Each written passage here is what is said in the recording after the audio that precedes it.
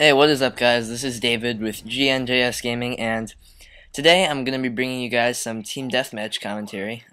This is on Summit, one of the many snow maps, and I go 31 and 4. And I'm going to explain why on this map I was able to achieve that score. It might have just been luck, but I'll give you some tactics that will hopefully benefit you in your Team Deathmatch gameplay. So, let's get into it.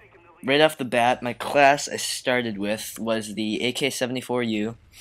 I found that to be the most effective close quarters gun so far, just because it's got a really big clip and it's really accurate if you had that grip. So, as you can see right there, pretty much at zero recoil. So I find that the grip is the most useful attachment. If you like to run Warlord, then by all means put extended mags on it. But if you don't, grip is a great attachment for this gun. My secondary is the M911, M1911. I'm not really a fan of any of the pistols in this game, to be honest. They're all just there for just for the sole purpose of having a secondary, to be honest. But I do run Second Chance Pro. Don't get mad at me for doing that, you guys, but it actually is pretty useful in this game, to be honest. I find that the third perk slot is pretty much useless. I mean, when are you going to use Tactical Mask? When are you going to use Hacker if you're not playing Search and Destroy or anything?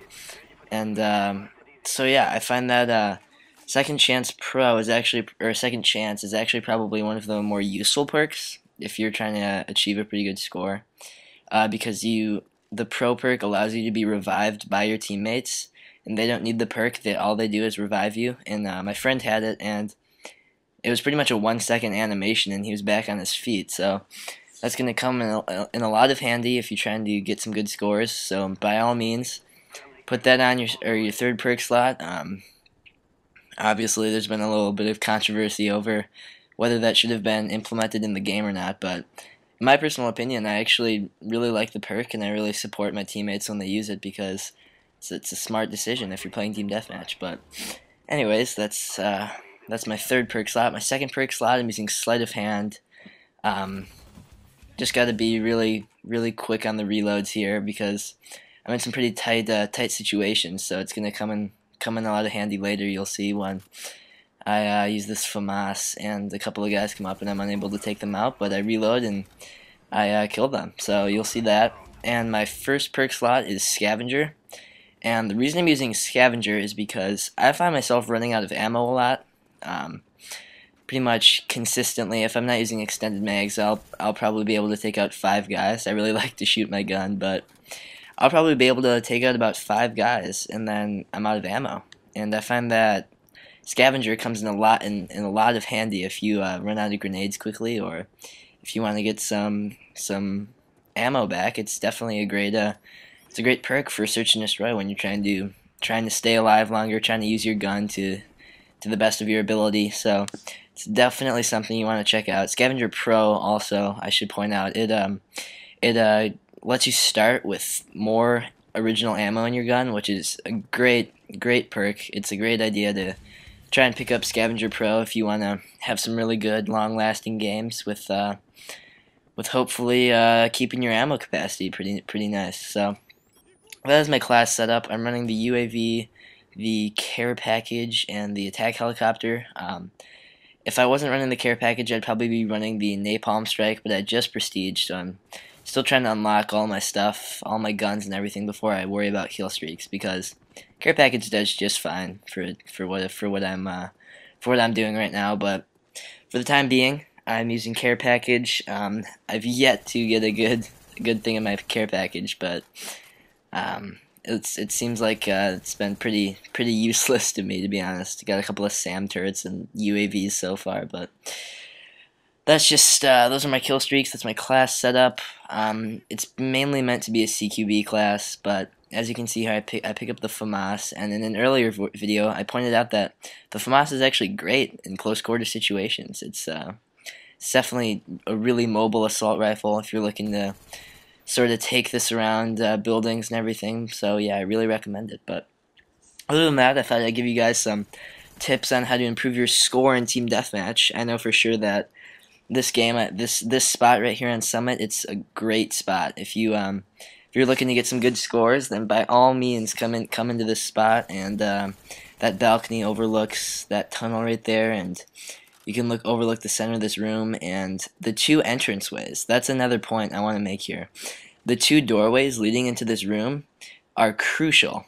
And why I say crucial is because you know guys are going to come through there to get to you. You know that they're going through these doorways, one of the two doorways, and up those stairs to get to you. That's the only way they can get to you. So you really have a leg up if you're in this spot, because you know when they're coming, or you know guys are going to come, but they don't know where you are exactly if you switch up your positioning and everything. And right here I try and venture out and try and get a few more kills, and I think I scrap up 2 for, I know that might be later, but yeah, as I was saying, it's a great spot on this map actually. And in my earlier gameplay on Crisis, I had a spot like that too, where there are only 2 ways to get to me. So you want to look for spots like that in Team Deathmatch. And I do not have a problem with camping in Team Deathmatch. I feel like the objective of Team Deathmatch is to get kills, and if camping gets you kills, then by all means camp. I mean, it's helping your team. It's helping your team win because you're playing the objective. The objective of this game is to get kills. And I know some people might disagree with me out there, but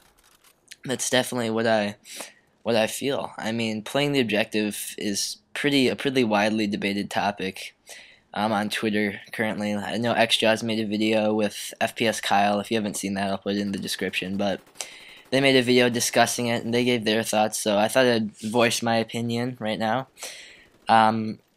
Playing the objective. It's definitely a concept that I've recently started doing. It's something that I really did not take into account in Call of Duty 4. I wasn't really familiar with team playing and teamwork in that stage, but I definitely have come to be a pretty strong advocate for playing the objective, and let me tell you why.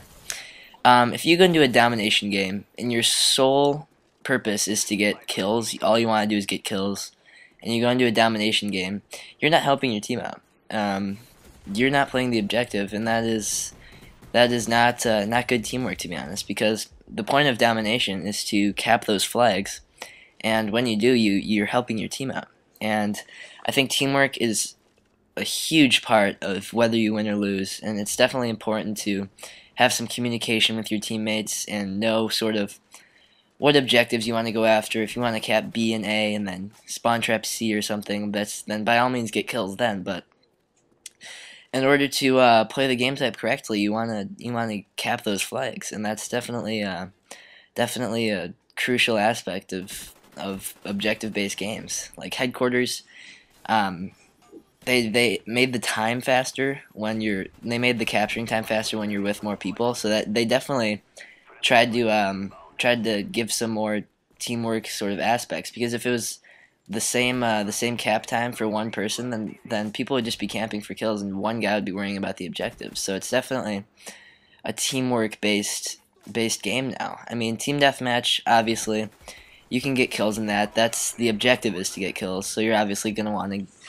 to probably branch out on your own in that game and try and scrap up as many kills as you can. But in a game like Domination, it requires communication, definitely. And I was playing with my friends about a week ago. We had probably a party of 5, and we were all playing Domination, and we were all in the same room, so there was no party lag or anything. And communication was huge. I think we went on probably a 5 or 6 kill, or a 5 or 6 win streak, and it definitely showed. We had a lot of communication. We had a lot of strategy. If you play Domination, you know that the strategy for that game, you kind of want to cap. You always want to sort of have B. B is sort of a crucial point to hold in the game, because then that allows you to control the center of the map and one side of the map, so you can trap them out their side of the map, and that's definitely a crucial part in Domination. But we were communicating really well, and we were voicing out where guys were. We were telling each other what flags to cap, and that just goes a long way. That goes to show that teamwork definitely does really have an impact on this game. But let me know what you guys think. Make sure to post a comment below about your thoughts. I'll read all of them. I gotta cut this video short because it has to be less than 10 minutes. But make sure to subscribe, guys. Give this video a like, and I'll see you later. Be sure to follow us on Twitter. There you'll find the latest updates from our premier directors and the Machinima Respawn team.